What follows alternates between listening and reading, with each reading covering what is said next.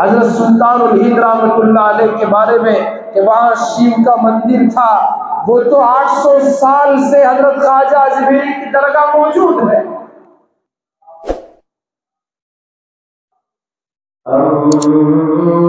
أما بعد فقد قال الله تبارك وتعالى في القرآن المجيد والفرقان الحميد: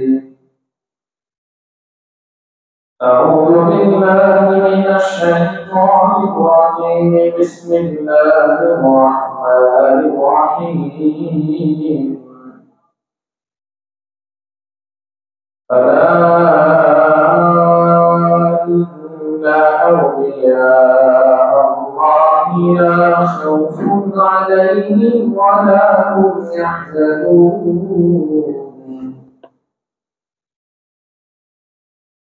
الذين آمنوا وكانوا يتقون. وقال تبارك وتعالى في موضع آخر: ولا تهنوا ولا تحزنوا وأنتم الأعلون إن كنتم مؤمنين. صدق الله مولانا العلي العظيم. وقال النبي صلى الله عليه وسلم فيما يروي عن ربه عز وجل: من آذى لي وليا فقد آذنته بالحرب،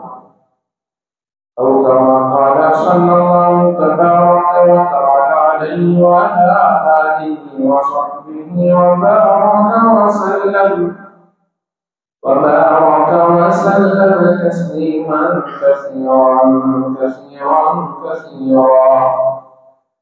سبحانك لا علم لنا إلا ما علمتنا إنك أنت العليم الحكيم. رب اشرح لي صدري ويسر لي أمري واحلل عقدة من لساني يفقهوا قولي. بزرگان محترم، نوجوانان مکرم، عزیز دوستو، یہ دسمبر کے مہینے کی 6 تاریخ ہے۔ یہی وہ تاریخ ہے جس میں ہمارے ملک کی ایک تاریخی اور عظیم مسجد کو شہید کیا گیا تھا، اور یہ دعویٰ کیا گیا کہ مسجد مندر کو توڑ کر بنائی گئی تھی، حالانکہ بات ایسی نہیں تھی۔ جس طرح سے اس کی تحقیق ہوئی، اس پر کام ہوا، یہ بات روزے روشن کی طرح عیاں ہو گئی کہ جن لوگوں نے بھی مندر توڑ کر مسجد بنائے جانے کا دعویٰ کیا تھا، وہ سراسر غلط اور جھوٹ پر مبنی تھا۔ اسلامی تاریخ میں کہیں بھی اللہ کے گھر کو بنانے کے لیے کسی دوسرے کی عبادت گاہ کو زبردستی توڑ کر مسجد عبادت گاہ بنائے جانے کا تذکرہ نہیں ملتا، اور اس کی قطعاً کوئی ضرورت بھی نہیں ہے۔ زمین اللہ کی دی ہوئی بنائی ہوئی ہے، اور جو مسلمان چاہتے ہیں کہ اس میں اللہ کا گھر بنایا جائے،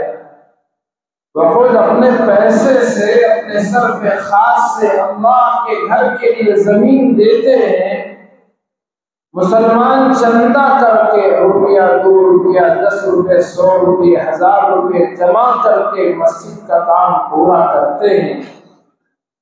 کہ اللہ تبارک و تعالیٰ نے مسلمانوں پر یہ احسان فرمایا، اپنے بندوں پر یہ فضل کیا، انہیں توفیق بخشی کہ مسلمان اپنی محنت سے اللہ کے گھروں کا عبادت خانوں کا انتظام کرتے ہیں۔ اس کے لیے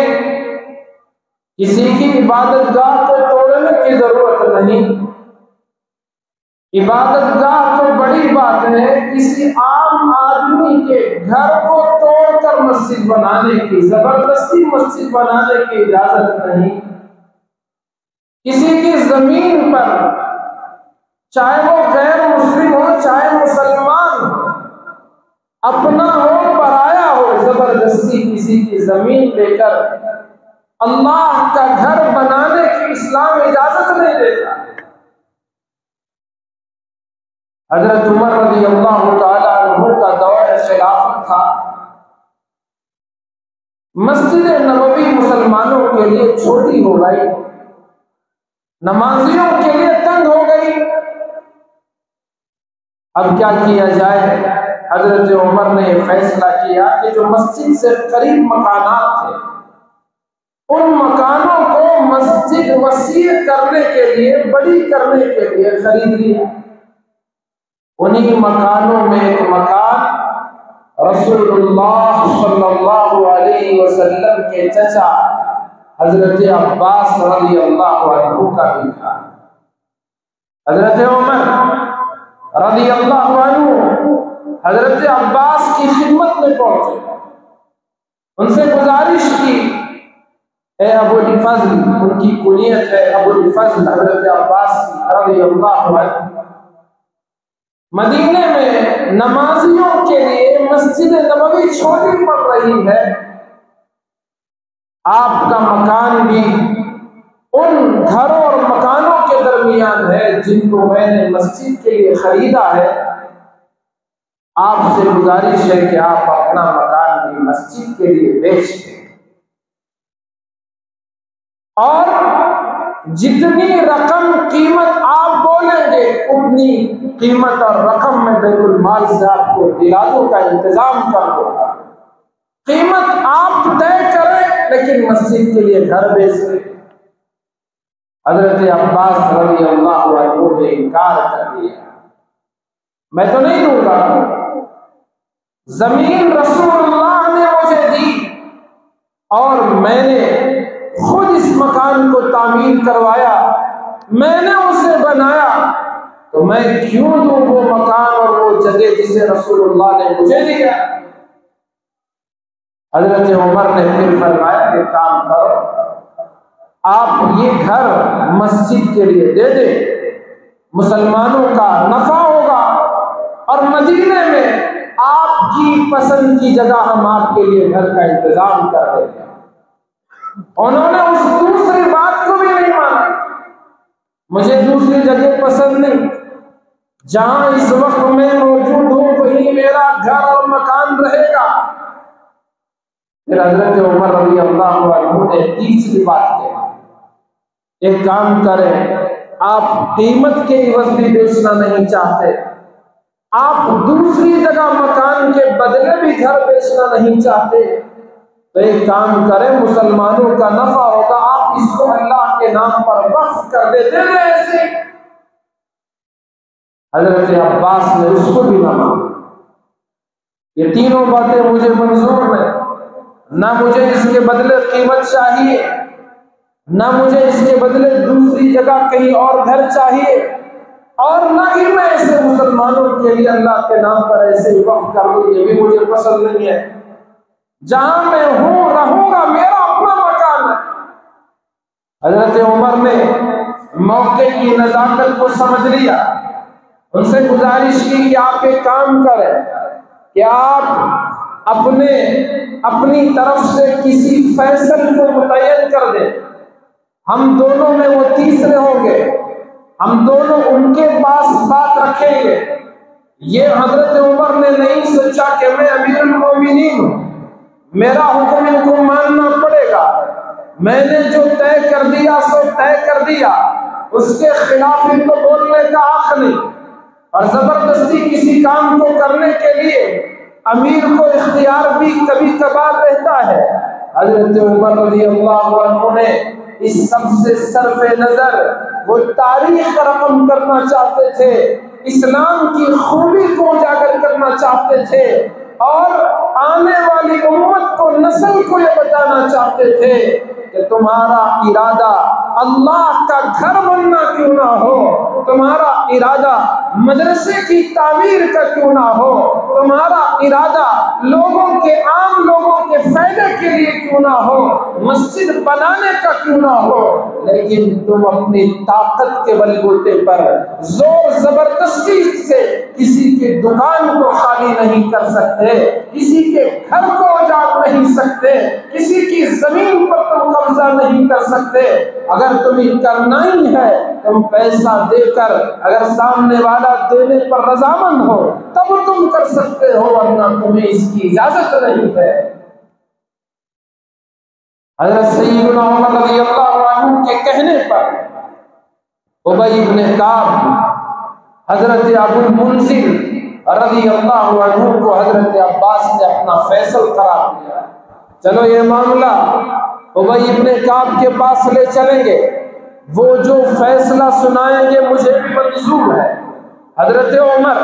اور حضرت عباس دونوں حضرت ابی بن کعب کے پاس پہنچے، ان کے گھر۔ حضرت ابی بن کعب رضی اللہ عنہ قرآن مجید کے بہترین قاری تھے، بہترین انداز سے قرآن کی تلاوت کرنے والے تھے۔ حضرت ابی بن کعب کے گھر پہنچے تو انہوں نے ان دونوں کو بیٹھنے کے لیے، ان بزرگوں کو بیٹھنے کے لیے تکیوں کا انتظام کیا، اور جب یہ دونوں بیٹھ گئے گفتگو شروع ہوئی۔ حضرت عباس رضی اللہ عنہ نے اپنی بات رکھی کہ مجھے رسول اللہ نے وہ زمین دی تھی، میں نے اس پر اپنا مکان بنایا ہے، اب میں اس کو عمر کے کہنے پر میں تو اس کو نہیں لے سکتا۔ اپنی بات مکمل کی، حضرت عمر نے اپنی بات مکمل کی۔ جب دونوں کی بات ہو گئی کہ مسجد کے لیے جگہ تنگ ہو گئی ہے، لوگوں کو، نمازیوں کو تکلیف ہو رہی ہے، اس لیے ہم ان کا گھر بھی خریدنا چاہتے ہیں، تین باتیں میں نے ان کے سامنے رکھی۔ قیمتاً بیچ دو تو بھی ٹھیک ہے، اس کے بدلے کہیں اور گھر کا سوال ہو تو بھی ٹھیک ہے، یعنی اسے اللہ کے نام پر دینا چاہتے ہیں تو بھی کر سکتے ہیں، لیکن تینوں باتوں کو حضرت عباس منع کر رہے ہیں۔ تو ان دونوں کی پوری گفتگو سننے کے بعد حضرت ابی بن کعب نے فرمایا اگر آپ دونوں بزرگوں کی اجازت ہو تو میں رسول اللہ صلی اللہ علیہ وسلم کی ایک حدیث آپ کے سامنے رکھنا چاہتا ہوں۔ گویا انہوں نے یہ فیصلہ رسول اللہ کی باتوں کے ذریعے سے کرنا چاہا۔ انہوں نے بیان کیا کہ اللہ تبارک و تعالی نے حضرت داؤد علیہ السلام کو حکم دیا کہ وہ مسجد اقصی بنائے، اس کی تعمیر کرے، اور اللہ کی طرف سے اس کی جگہ کی نشاندہی بھی کر دی گئی تھی کہ مسجد کہاں بننی چاہیے، لیکن وہ چوکور جگہ نہیں تھی۔ تو اس پر حضرت داؤد نے ایک ایسے آدمی کا جو تھا تو بنو اسرائیل کا ہی، اس کا مکان وہاں بیچ میں پڑتا تھا، درمیان میں کونے میں پڑتا تھا، تو اس سے اس کے گھر کو خریدنا چاہا۔ اس آدمی سے ملاقات کی، اس سے کہا کہ تیرا مکان مسجد کی جو جگہ ہے اس کے کونے میں پڑ رہا ہے، تو وہ مکان مجھے بیچ دے،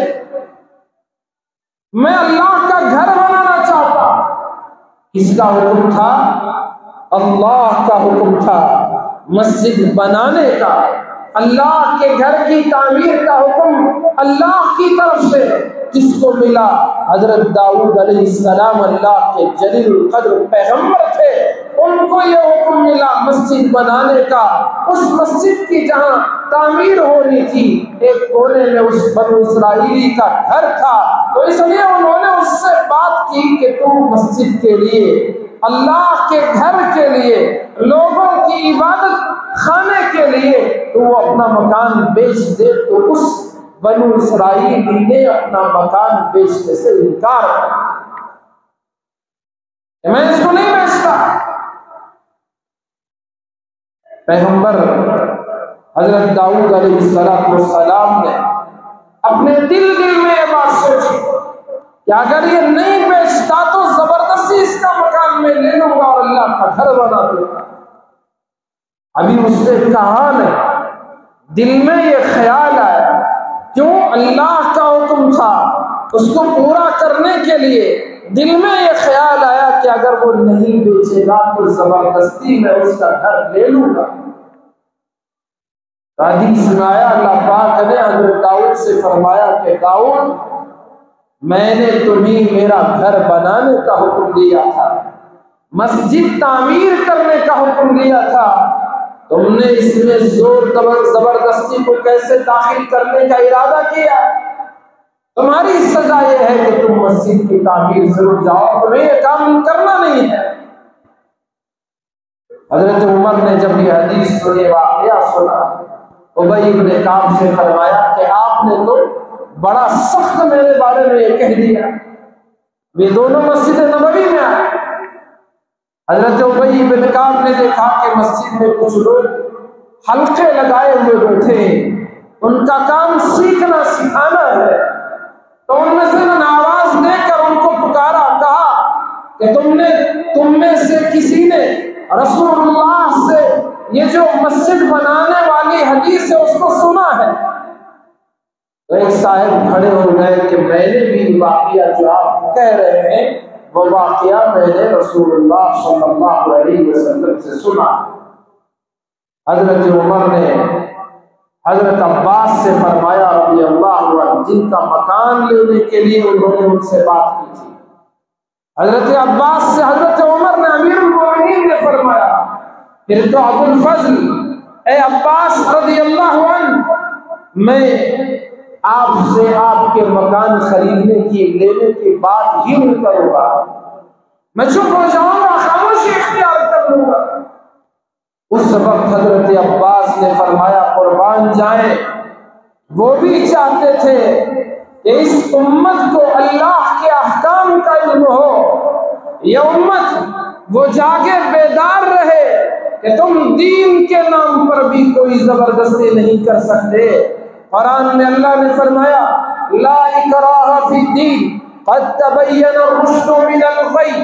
یہ ہدایت اور سرکشی دونوں واضح طور پر روز روشن کی طرح عیاں ہو چکے ہیں، اب کسی کو کوئی زبردستی دین میں نہیں کر سکتا۔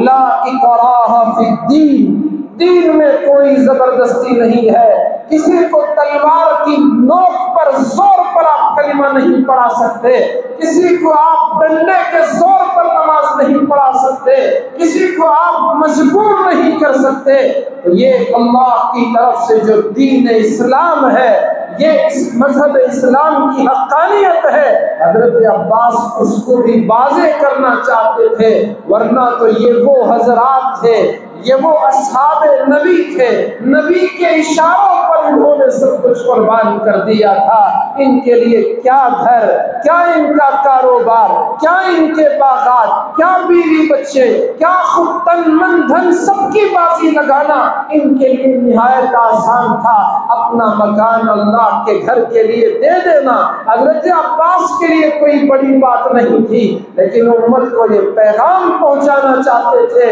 حضرت عمر نے جب یہ کہا، یہ فرمایا کہ اے عباس، میں آپ سے آپ کے مکان کے بارے میں کوئی بات نہیں کروں گا، تب حضرت عباس نے فرمایا عمر اگر بات ایسی ہے کہ تم مجھے حکمن اور آرڈر دے کر میرے مکان کو لینا چاہ رہے ہو تو میں دینے کے لیے تیار نہیں ہوں، اگر ایسے ہی مجھے اختیار دیتے ہو تو میں یہ اپنا مکان اللہ کے گھر کے لیے وقف کر دوں گا، دے دوں گا، اللہ کے گھر کے لیے میرا مکان حاضر ہے۔ پھر بھی حضرت عمر نے بیت المال سے دوسری جگہ ان کے لیے مکان کا انتظام بھی کروایا۔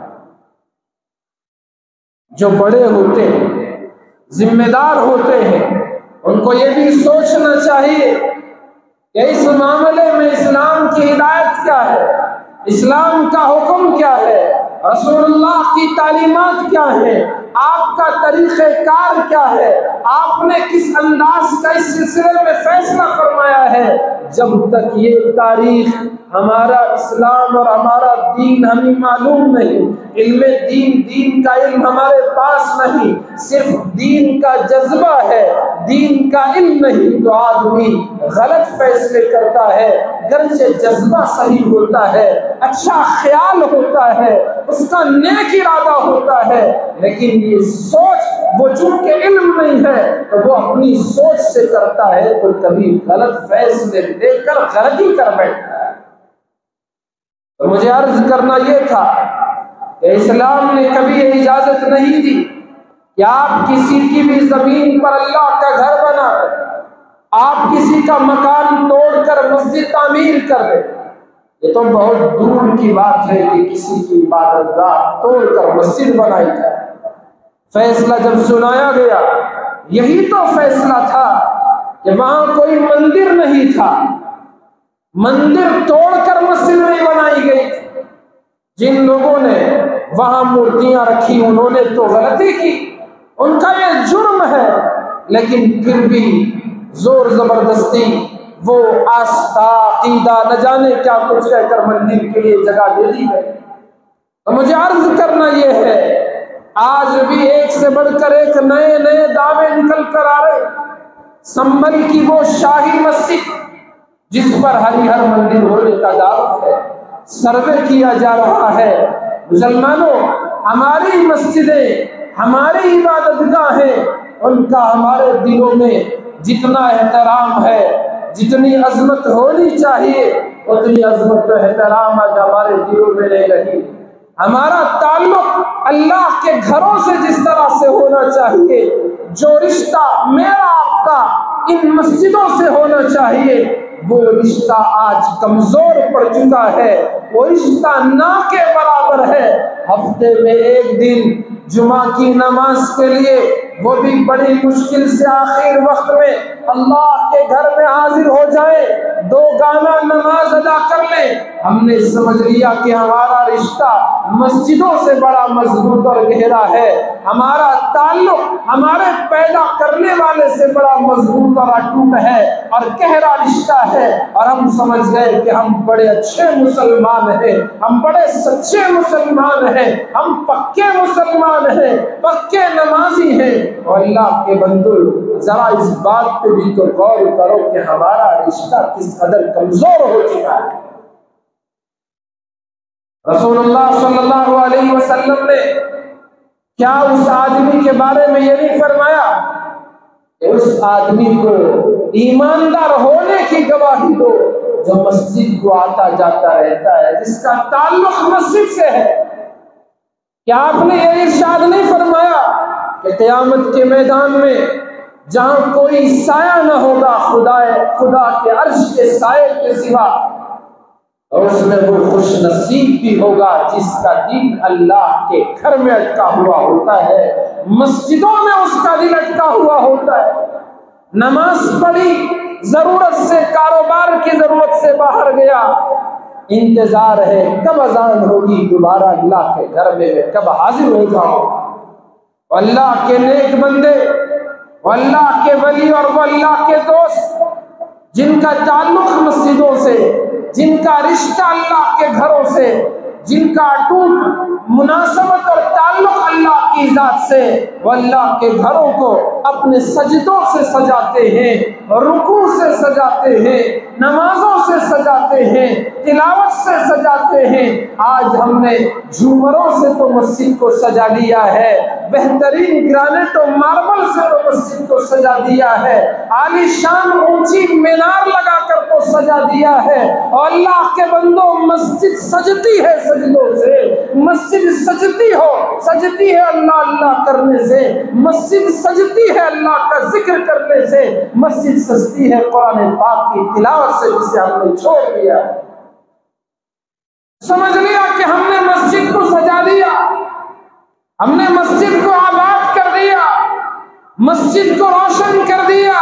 قمقمے لگا دیے، بہترین انتظامات کر دیے۔ وہ ایک سجدہ جسے تو گرا سمجھتا ہے، وہ ایک سجدہ جسے تو گراں سمجھتا ہے، 1000 سجدوں سے آدمی کو دیتا ہے نجات۔ اگر کسی کے سامنے جھکنے سے بچنا چاہتے ہو، کسی کے سامنے ذلیل ہونے سے بچنا چاہتے ہو، کسی کے سامنے رسوا ہونے سے بچنا چاہتے ہو، دنیا والوں کی ٹھوکریں کھانے سے بچنا چاہتے ہو، خدا کے سامنے جھک جاؤ، خدا تمہیں کہیں ذلیل نہیں کرے گا۔ پوچھو حضرت خواجہ معین الدین چشتی اجمیری رحمت اللہ علیہ سے، کہاں پیدا ہوئے، بچپنا کہاں گزارا، اور جب آئے اجمیر میں تو وقت کے راجہ پرتوی راج چوہان نے ان کو گاؤں سے باہر نکالنا چاہا، ان کو ان کے خادمین پر پانی بند کرنا چاہا، تو وہ جو انا ساگر ہے، پرتوی راج چوہان کا جو دادا تھا، انا جس کا نام تھا، اس نے اس کو بنایا تھا، تو اس کے نام سے وہ انا ساگر اجمیر کا جو 13 کلومیٹر مشتمل وہ تالاب، وہ ساگر جسے تالاب ہم اردو میں کہتے ہیں، تو وہ 13 کلومیٹر پر مشتمل یہ تالاب اور پانی سے لبریز، اس پانی سے حضرت خواجہ اور ان کے ساتھیوں کو روک دیا گیا۔ تھے اللہ والے، تھے اللہ کے نیک بندے، اللہ کی عبادت میں وقت گزارا تھا، ریاضت میں وقت گزارا تھا، اللہ کے نیک بندوں کی صحبت میں وقت گزارا تھا، بچپنا بھی بڑا نیک گزرا تھا۔ آپ کو جان کر حیرانی ہوگی، تاریخ لکھنے والوں نے لکھا ہے 9 برس کی عمر میں حضرت خواجہ اجمیری حافظ قرآن بن چکے۔ ہم خواجہ اجمیری کو تو مانتے ہیں، ان کو تو چاہتے ہیں، محبت کرتے ہیں، لیکن قرآن سے اجمیری کا جو رشتہ ہے اس پر تو نہیں چلتے۔ نہ قرآن پڑھتے ہیں، نہ سیکھتے، نہ اپنے بچوں کو ڈھنگ سے پڑھانا چاہتے۔ حافظ قرآن تھے، 14 سال کی عمر کو جب پہنچے، اتفاق سے اللہ کا کرنا، ان کے والد غیاث الدین رحمت اللہ علیہ جن کا نام تھا، ان کا انتقال ہو گیا۔ خاندان بھی کوئی معمولی خاندان نہیں، حضرت امام حسین کی اولاد میں سے تھے، اور ان کی جو والدہ تھی حضرت امام حسن رضی اللہ عنہ کی اولاد میں سے تھی۔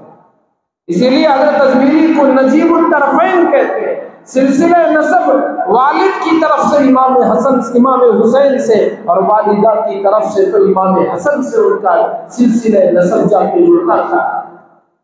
اتنے بڑے خانوادے سے، اتنی بڑی ہستی جن کو ہم ہند الولی کہتے، سلطان الہند کہتے، کرامتوں والے، بہت سی کرامتوں کے مالک حضرت خواجہ اجمیری رحمت اللہ علیہ، ان کے والد غیاث الدین حسن رحمت اللہ علیہ کا جب یہ 14 سال کے لڑکے تھے انتقال ہو چکا۔ باپ کی طرف سے وراثت میں باغ ملا، اس میں کام کر کے، اس میں محنت کر کے اپنی روزی کا انتظام کیا۔ اسی دوران وہاں سے ایک اللہ والے کا گزر ہوا، حضرت ابراہیم قندوزی رحمت اللہ علیہ، اللہ کے نیک بندے، ولی کامل تھے۔ انہوں نے مشورہ دیا کہ آپ علم دین کے لیے فارغ ہو جائیں، دین کا علم حاصل کریں۔ حضرت خواجہ معین الدین حسن چشتی اجمیری رحمت اللہ علیہ نے ان کی بات مان کر علم دین حاصل کرنے کے لیے سمرقند اور بخارا، جو اس وقت علمی مراکز تھے، بڑے بڑے علماء، بڑے بڑے محدثین، مفسرین، فقہا اور ائمہ مجتہدین کا یہ مرکز تھے، سمرقند کا انہوں نے سفر کیا۔ اپنا جو باغ تھا اس باغ کو انہوں نے بیچ دیا، فقیروں میں اس کی آمد جو ہوئی اس کو تقسیم کر دیا، اور اللہ کے دین کا علم حاصل کرنے کے لیے نکل پڑے۔ دین کا علم حاصل کرتے رہے، اور جب پختگی آنا شروع ہوئی، سمرقند سے بخارا آئے، وہاں بھی علم دین حاصل کرتے رہے، اور اس کے بعد میں یہ باطن کا علم حاصل کرنا چاہا تو اس وقت نیشا پور کے پاس ایک بہت بڑے اللہ والے حضرت عثمان ہارونی رحمت اللہ علیہ رہا کرتے تھے۔ ان کی خدمت میں پہنچے، دل پر محنت کرنا چاہتے تھے، اپنے دل کا تزکیہ کرنا چاہتے تھے۔ علم ظاہر سے تو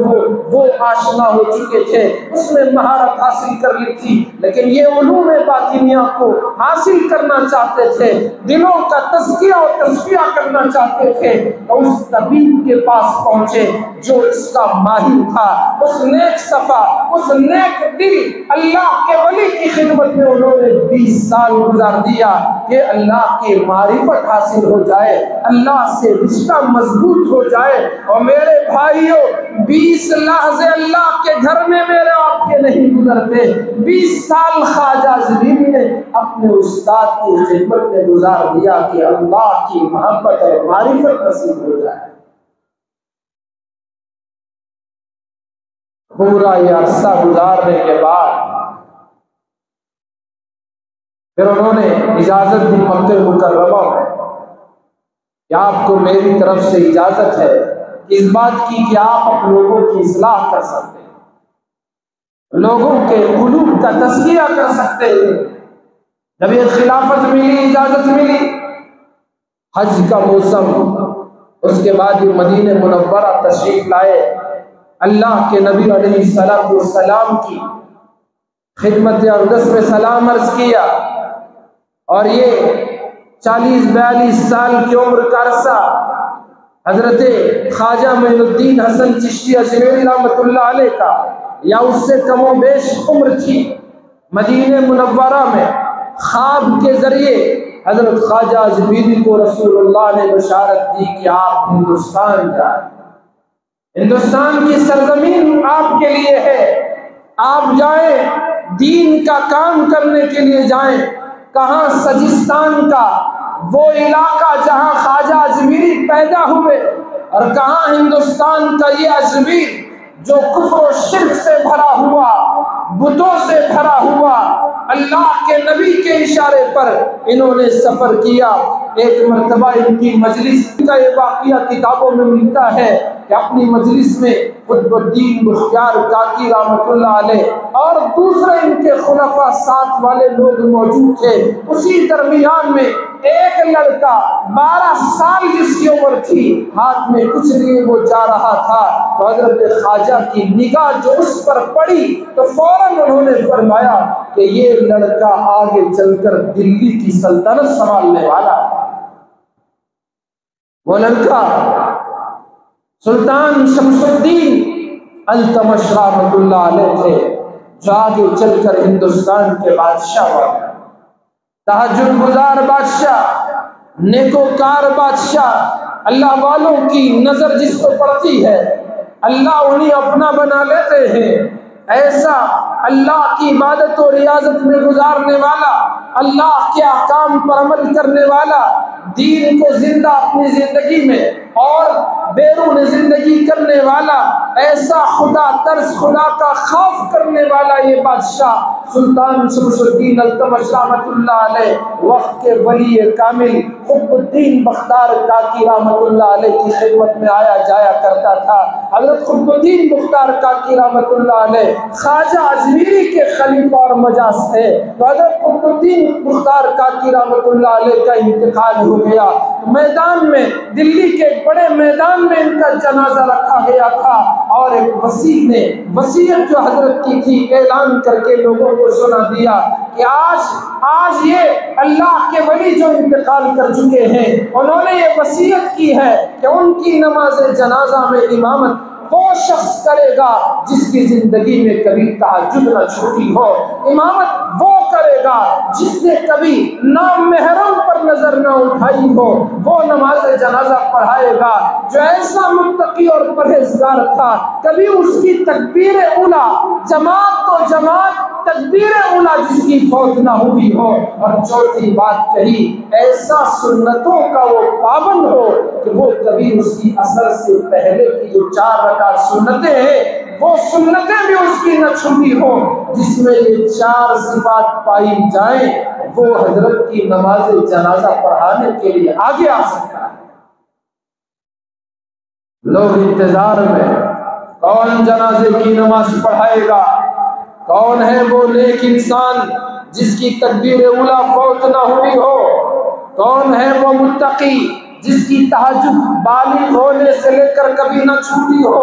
کون ہے وہ پرہیزگار اتنا اللہ سے ڈرنے والا کبھی شہوت کی نگاہ کسی نامحرم پر نہ ڈالی ہو؟ کون ہے وہ اللہ کا نیک بندہ جس کی اثر کی سنتیں بھی فوت نہ ہوئی ہو؟ یہ بڑے دل مردے کی بات ہے۔ اس میدان میں بڑے بڑے علماء ہیں، بڑے بڑے صوفیاء ہیں، بڑے بڑے بزرگان دین ہیں، اللہ کے نیک بندے ہیں، نمازی ہیں، وہ تہجد گزار ہیں، لیکن کسی کی جرت حضرت کی جنازے کی نماز پڑھنے کی نہ ہوئی، امامت کی نہ ہو سکی۔ ہر کوئی اپنے آپ میں غور کر رہا ہے، میری کبھی نہ کبھی سنت چھوٹ گئی ہوگی، کبھی نظر غلط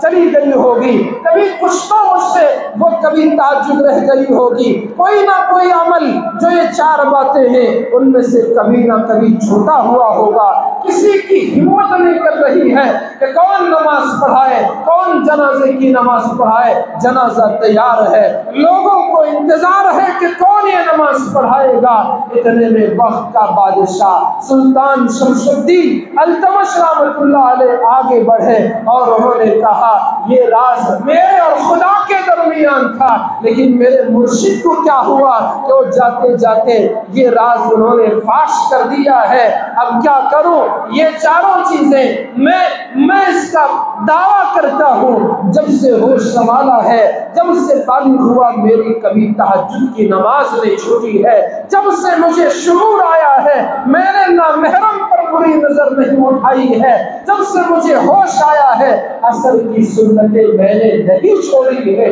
کبھی میری نماز میں تکبیر اولا، تکبیر تحریمہ، جب امام پہلی مرتبہ اللہ اکبر کہتے ہیں، تکبیر اولا کہتے ہیں، کبھی میری یہ فوت نہ ہوئی ہے۔ نماز پڑھائی، جنازے کی نماز کی امامت فرمائی اور پورا عالم دنگ رہ گیا کہ وقت کا بادشاہ ہے، کبھی اس کی تہجد نہ چھوٹی ہے، وقت کا بادشاہ ہے، تکبیر اولا سے محروم نہ ہوا ہے، وقت کا بادشاہ ہے، کبھی اس کی نظر غلط کسی پر نہ اٹھی ہے، وقت کا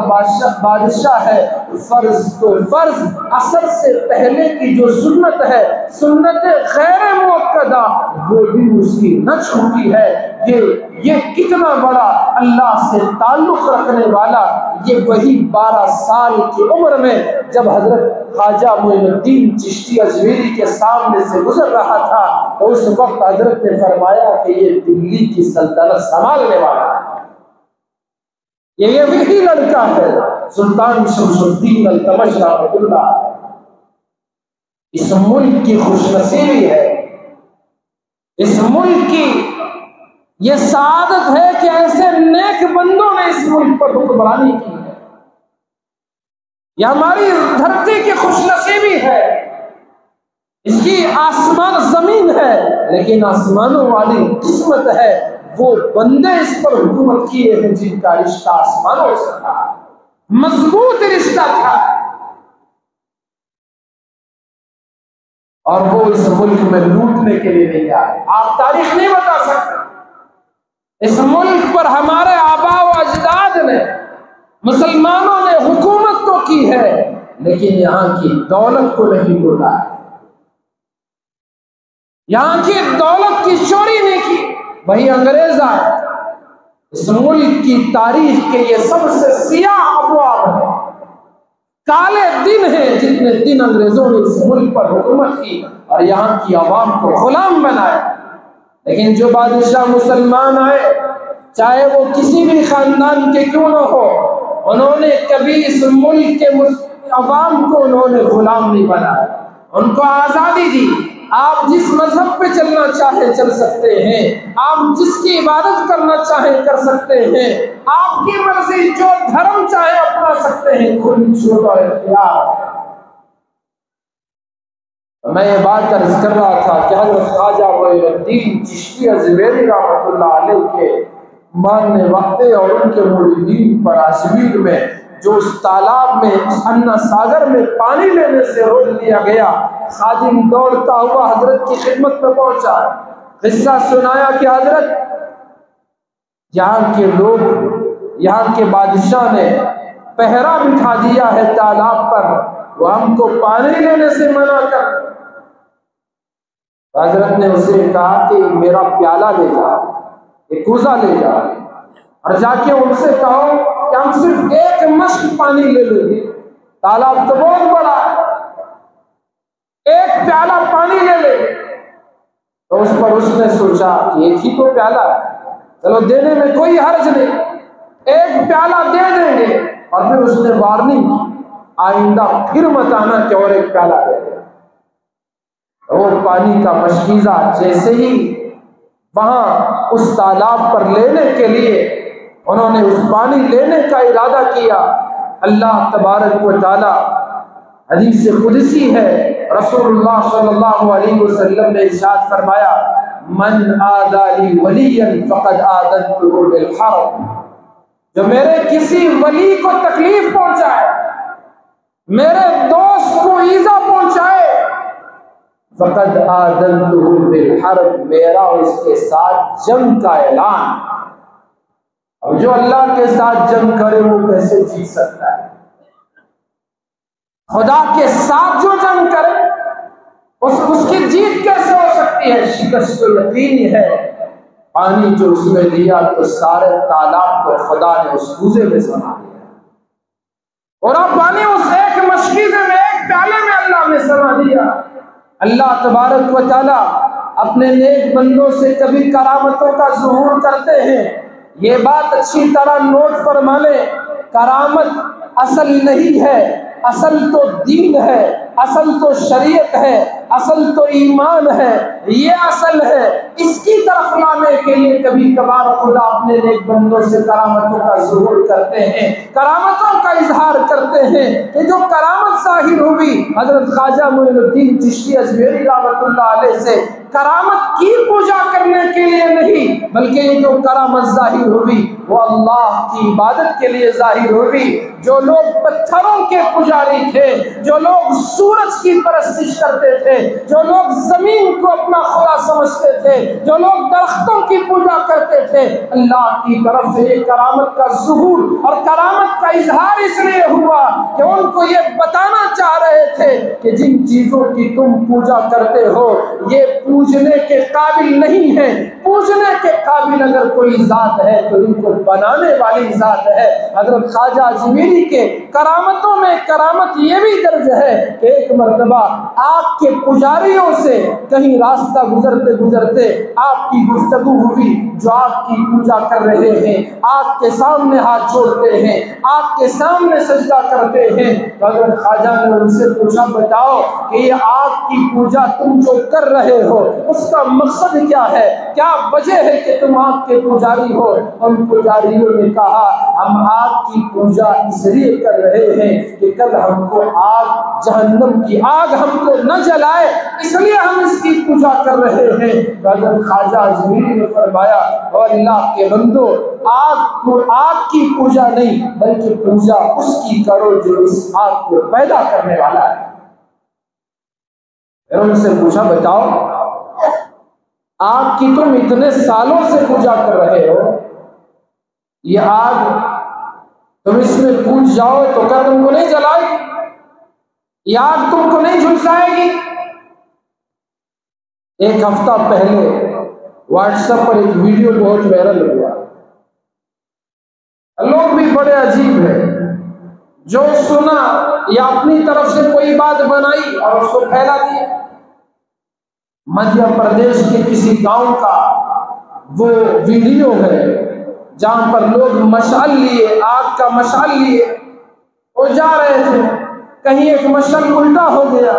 جس کی وجہ سے اس میں جو تیل تھا نیچے گرا، ایک سے دوسرے مشعل وہ جلتے گئے، 50-60 لوگ اس کی وجہ سے جھلس گئے، ہسپتال میں ایڈمٹ۔ مسئلہ یہ ہے، لیکن اسے کسی نے مسالہ لگا دیا۔ اجمیر کی درگاہ پر آپ نے بری نظر ڈالی، اس لیے وہاں مشعل لے کر پریڈ کیا گیا، مشعل لے کر احتجاج کیا گیا،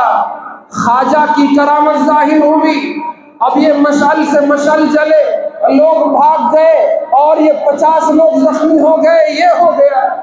اب اسے دین سمجھ کر ہمارے بھائی ایک دوسرے کو واٹس ایپ کر رہے ہیں۔ اللہ کے بندوں کوئی بات آئے تو اس کی تحقیق کرو کہ کیا حقیقت ہے، وہ کہیں اور کا مسئلہ، واقعہ تو کہیں اور کا ہے۔ انہوں نے کسی اور وجہ سے وہ احتجاج یا اس طرح سے یادگار بنانا چاہ رہے تھے، کوئی اور بات تھی، لیکن اس کو کہیں اور جوڑ دیا، غلط خبر پھیلا دی۔ غلط خبر پھیلانا بھی حضور صلی اللہ علیہ وسلم نے ارشاد فرمایا کفا بالمرء کذبا، آدمی کے جھوٹا ہونے کے لیے یہ بات کافی ہے کہ یحدث بکل ما سمع، کہ وہ جو بھی سنتا ہے اس کو بیان کر دے، یہ بھی آدمی کے جھوٹا ہونے کے لیے کافی ہے۔ اس سے انکار نہیں کہ خواجہ اجمیری کی کرامتیں بہت ساری کرامتیں ہیں، لیکن کسی بھی واقعے کو آپ وہاں فٹ کر دیں، جھوٹ پھیلائیں، اس کی تو ہمارا مذہب اجازت نہیں دیتا۔ تو میں بات یہ عرض کر رہا تھا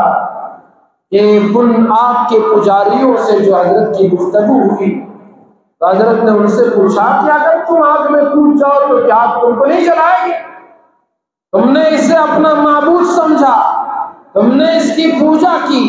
برسوں اس کے پیچھے تم نے گزار دیے، بڑی ریاضتیں کی، مہینے مہینے تم کھاتے پیتے نہیں، آگ کی پوجا میں ایسی زندگی گزار رہے ہو، کیا یہ آگ تم کو نہیں جلائے گی؟ اور لوگوں نے کہا کہ ہم کو سب کو آگ جلا دے گی۔ پھر حضرت نے فرمایا پھر تو اللہ کی عبادت کرو جس نے اس آگ کو پیدا کیا ہے،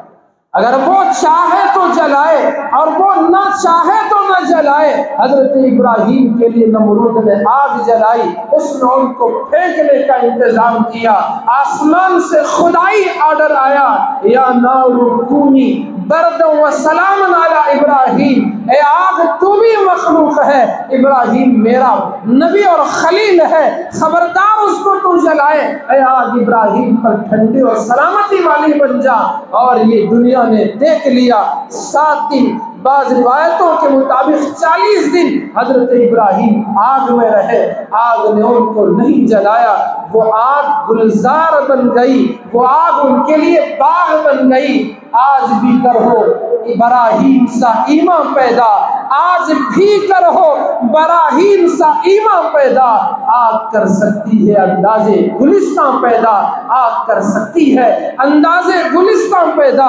حضرت خواجہ اجمیری رحمت اللہ علیہ نے اپنے پیر کی ایک جوتی نکالی اور اس آگ میں ڈال دیا، اور خدا کا کرنا ایسا ہوا کہ آگ نے ان کی اس جوتی کو نہیں جلایا۔ اللہ پاک نے ان کے سامنے حضرت کی کرامت کے ذریعے سے اسلام کی حقانیت کا اظہار کیا، ان آگ کے پجاریوں نے کلمہ پڑھ کر اسلام قبول کر لیا۔ کرامت کا ظہور اسلام کی تبلیغ کے لیے، کرامتوں کا اظہار اپنی ذات کے لیے نہیں، اللہ کے لیے، اللہ کے دین کے غلبے کے لیے اللہ پاک فرماتے ہیں۔ یہ جو تالاب ساگر انا ساگر ہے، جسے وقت کا جو اس وقت کا بادشاہ تھا پرتوی راج چوہان، اس کا جو دادا تھا انا جی جس کا نام تھا، اس نے وہ تالاب بنایا تھا، تو اس پورے ساگر کو اللہ پاک نے ان کے مشکیزے میں سمو دیا۔ بادشاہ کو خبر پہنچی، پھر لوگ آئے، منت سماجت کرنے لگے، ایک واقعے کو دیکھ کر ہزاروں لوگ مسلمان ہو گئے۔ تاریخ کی کتابوں میں ہے کہ حضرت خواجہ اجمیری کے ایک سفر میں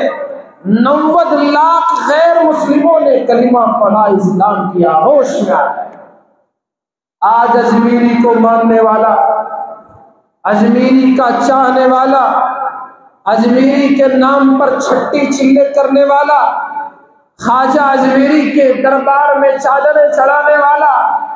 90 لاکھ تو کیا 90 تو کیا 9 تو کیا 1 تو بتا دے، جو تیری زبان پر اس نے کلمہ پڑھا ہو، تیری گفتگو سن کر اس کے اخلاق درست ہوئے ہو، وہ نیک اور پارسا اچھا بنا ہو۔ اللہ کے ولیوں کو ماننے والے ایسے نہیں ہوا کرتے۔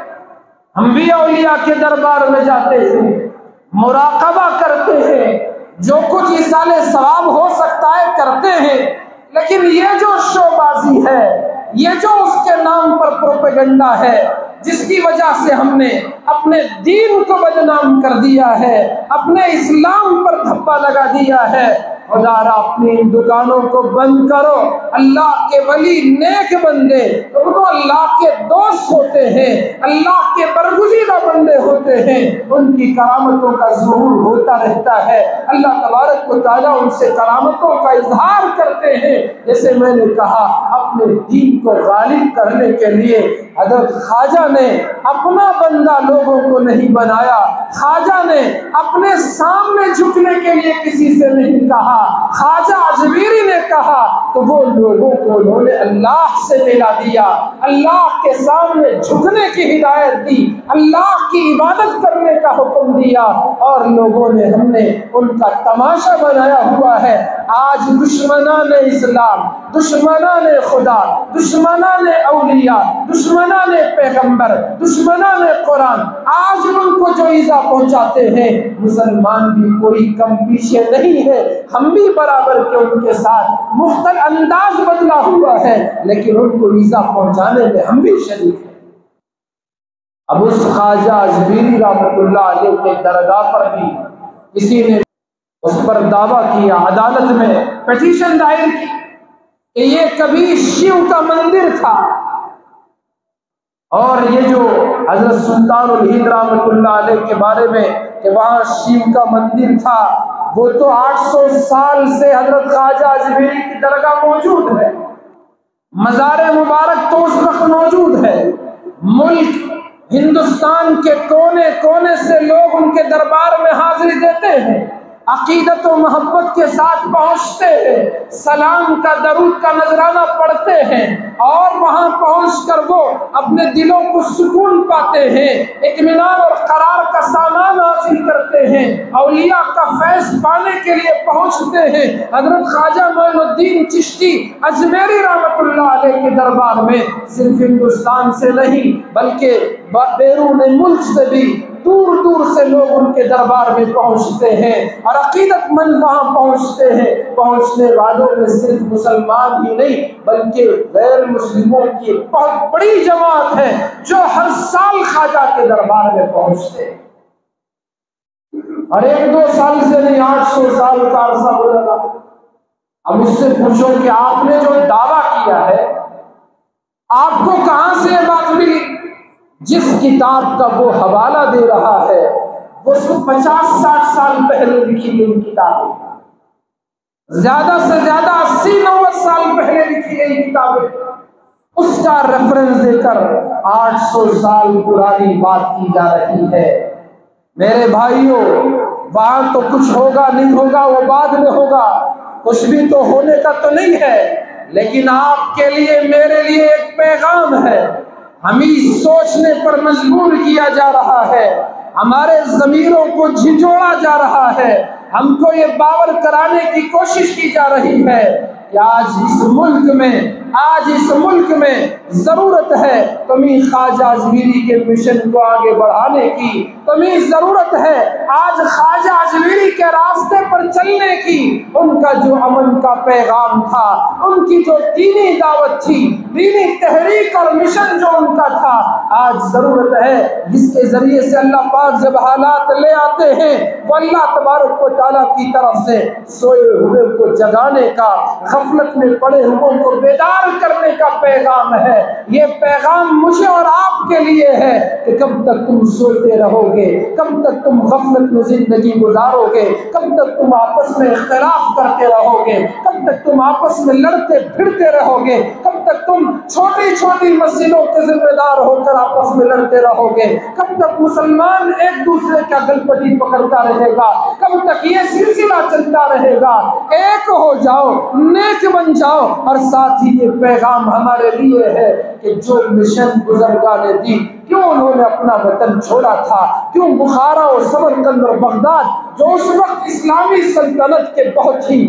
ہی عظیم الشان بستیاں تھی، بہت ہی بڑی آبادیاں تھیں، کیوں کیوں انہوں نے اس کو چھوڑ دیا، کیوں پردیس میں آ گئے، کیوں یہاں انہوں نے زندگی بتا دی، کیا ان کا مقصد تھا، اور ہم بھول گئے اس لیے کہ ہم یہاں پیدا ہو گئے، ہم بھول گئے اس لیے کہ یہاں ہمارے آبا و اجداد رہے، اس لیے بھول گئے کہ یہاں ہمارا مکان ہے، اس لیے بھول گئے کہ یہاں ہماری تجارت ہے۔ او اللہ کے بندو، ان بزرگوں کے مشن کو دوبارہ زندہ کرو، ان کی تحریک کو دوبارہ زندہ کرو۔ آج یہی پیغام خواجہ اجمیری کے دربار سے ہم کو مل رہا ہے کہ کہاں سوئے ہوئے ہو کہ آج دشمن کو اتنی ہمت ہوگی کہ وہ ہم پر دعویٰ کر رہا ہے، کہاں چاہنے والے کہاں سو گئے، ماننے والے کس غفلت کے کس کھائی میں وقت گزار رہے ہیں، کہاں یہ وقت بتا رہے ہیں۔ ہمیں تو اپنی تاریخ کا نہیں پتا، تاریخ پڑھو، پھر سے آگے بڑھو۔